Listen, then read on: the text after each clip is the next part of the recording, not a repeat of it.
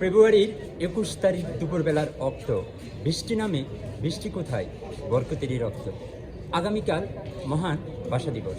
সেই ভাষা দিবস উপলক্ষে সোহরাওয়ার্দী কলেজ চলছে আলপনা থেকে শুরু করে দেয়াল লিখন বিভিন্ন কার্যক্রম। আমরা দেখাবার চেষ্টা করব সোহরাওয়ার্দী কলেজের যে আজকের যে ভাষা দিবসকে উপলক্ষ করে যে কার্যক্রমগুলো চলছে সেই কাজগুলো। আমরা যদি আপনাদেরকে প্রথম অবস্থায় দেখাই, দেখব যে এখানে অনেকে আলপনার কাজ করছেন খুবই আন্তরিকতার সাথে। আমরা আলপনাগুলো দেখাচ্ছি আপনাদেরকে।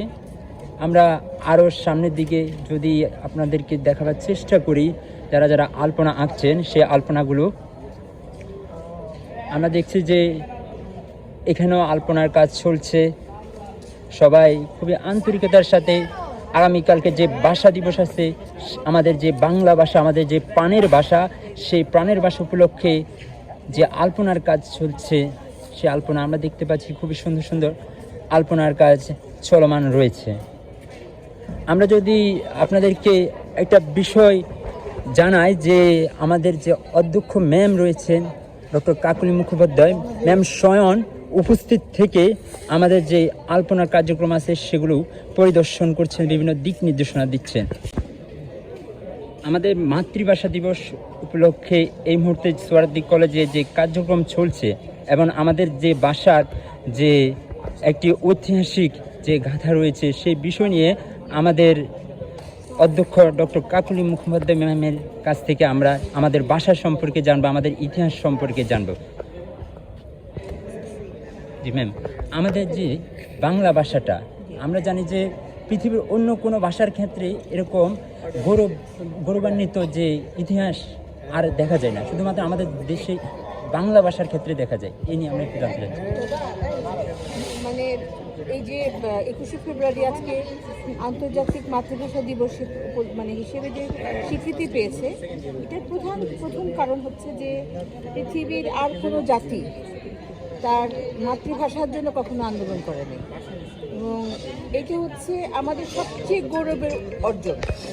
কারণ স্বাধীনতা অনেক জাতি অর্জন করেছে, অনেক জাতি পরাধীনতার শৃঙ্খল থেকে অবমুক্ত হয়েছে, কিন্তু ভাষার জন্য শুধুমাত্র ভাষার দাবিতে আন্দোলন করেছে এরকম জাতি পৃথিবীতে কোথাও নেই।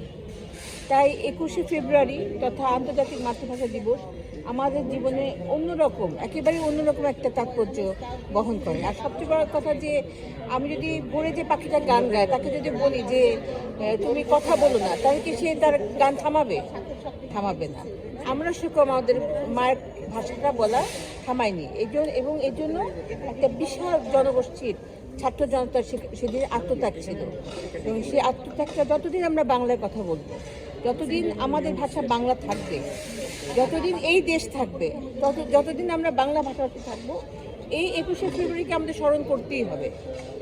আজকে যে আমি মা ডাকছি, আজকে যে তোমার সাথে আমি কথা বলছি, এটা শুধুমাত্র এই 21শে ফেব্রুয়ারির যে বিজয়, 21শে ফেব্রুয়ারির যে বিপ্লবের যে বিজয় অর্জন, ভাষার যে স্বাধীনতা অর্জন, এর জন্যই সম্ভব হয়েছে।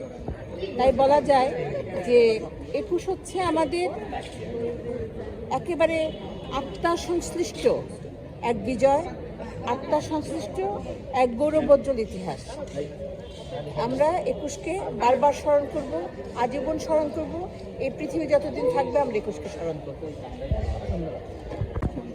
আমরা এই মুহূর্তে আমাদের যে সমাজকর্ম বিভাগের বিভাগীয় প্রধান তাহমিনা ম্যামের কাছ থেকে ভাষা দিবস নিয়ে ওনার যে বিষয় ভাবনা আছে সে ভাবনা সম্পর্কে জানব। জি ম্যাম, এই যে আমাদের যে আগামীকাল যে মাতৃভাষা দিবস, আমাদের যে ভাষার যে ইতিহাস, এটা আমরা দেখি যে পৃথিবীর অন্য কোনো ভাষার ক্ষেত্রে ইতিহাস তৈরি হয়নি। তাহলে আমাদের যে ভাষার ইতিহাস, সেই ইতিহাস নিয়ে আমরা একটু জানতে চাচ্ছি।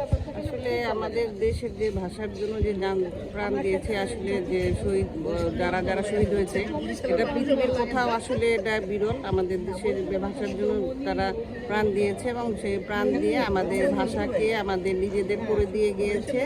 এবং আমি চাই যে আমাদের এখন যদিও দেখা যাচ্ছে যে আস্তে আস্তে ভাষার থেকে আমরা দূরে সরে যাচ্ছি, এমনি ইংলিশ স্কুল এবং অনেক বাচ্চা কাচ্চারা ভালোভাবে আসলে বাংলা রপ্ত করতেও জানে না, বাংলা বলতেও জানে না। কিন্তু আমরা যে আগে ছোটবেলায় আমরা যে কবিতা আবৃত্তি করতাম বাংলা ভাষায়, তারা এদের থেকে অনেক দূরে। এবং আমার মনে হয় না যে অনেকে 21শে ফেব্রুয়ারি কী সেটাও ভালোভাবে জানে না। এই জিনিসগুলি আসলে আমাদের বর্তমান প্রজন্মকে ভালোভাবে এই জিনিসগুলি তাদের মনের ভিতর বোঝাতে হবে। এবং এই বোঝানোর দায়িত্ব মনে হয় আমাদের পারিবারিকভাবে, অর্থাৎ অভিভাবকদেরই এর ব্যাপারে আসলে মনে হয় যে বেশি উদ্যোগী হওয়ার প্রয়োজন। ধন্যবাদ।